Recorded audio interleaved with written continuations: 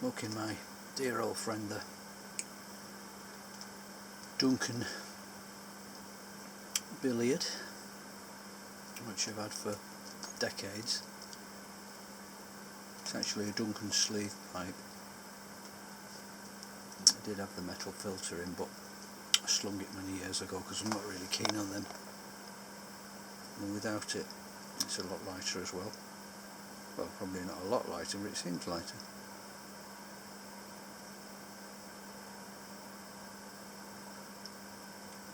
Just enjoying some Louisiana Flake, Gareth Hogarth's.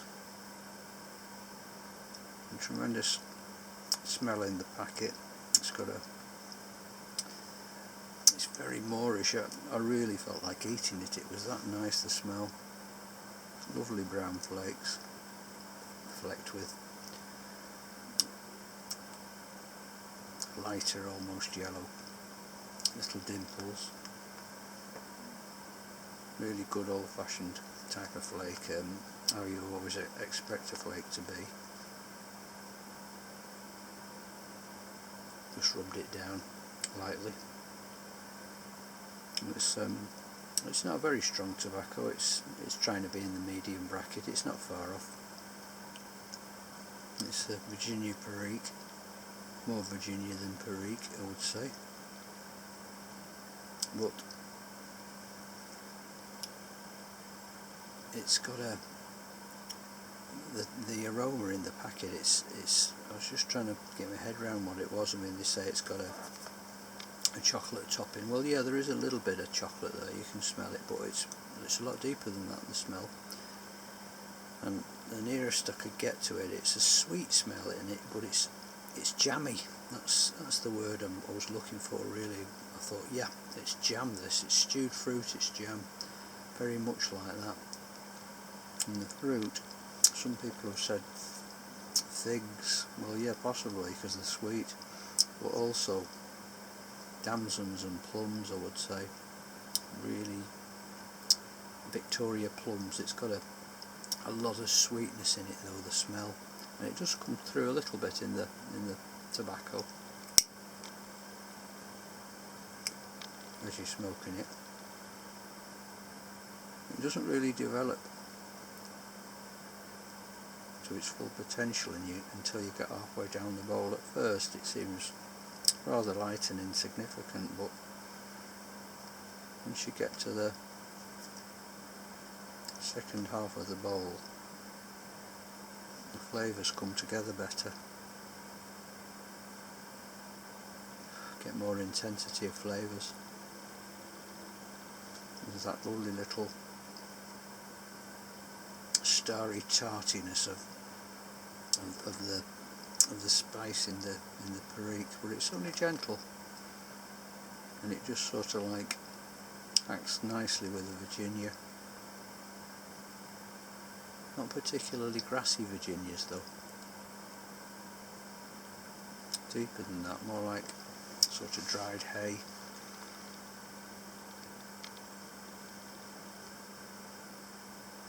When I'm smoking it, I have to talk about the colours. I get a sort of a brown going towards yellow, sort of a feeling with it. It's sort of summer evenings when the sun's going down, or even the sunrise, and the sun's hitting the meadows, and you get the long shadows across the hay fields. It's quite a country type of smell about it somehow, and taste.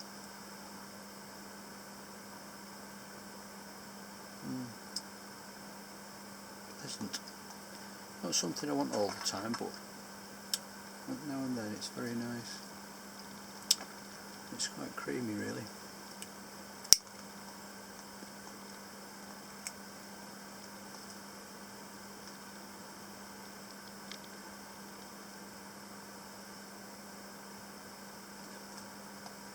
Yeah, but that sweet jamminess is there all the time,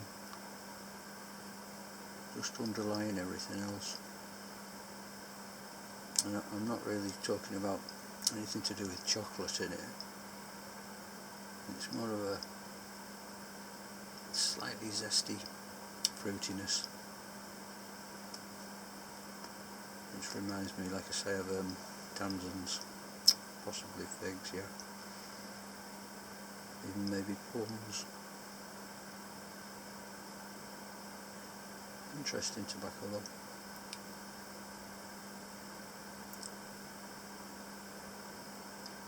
Just been tidying up the greenhouses today.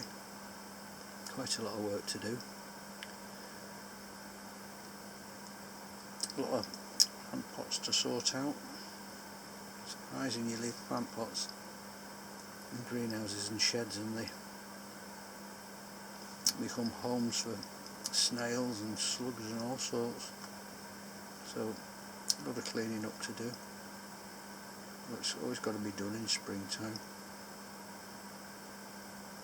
It's good to get it done though. Because the tomatoes are doing quite well now. They're probably about 3 inches tall. So to see how we go on this year, because last year it was pretty bad with the blight. Blight was really bad, which is something I never really get, but last year it was a bad one, and people who work in horticulture, you have said to me that yeah, it's been a bad year and everyone's been affected, so it wasn't just me. So we'll see how we go on this year. Anyway guys, me and the Duncan will say good night to you and keep it smoky. Thanks for watching.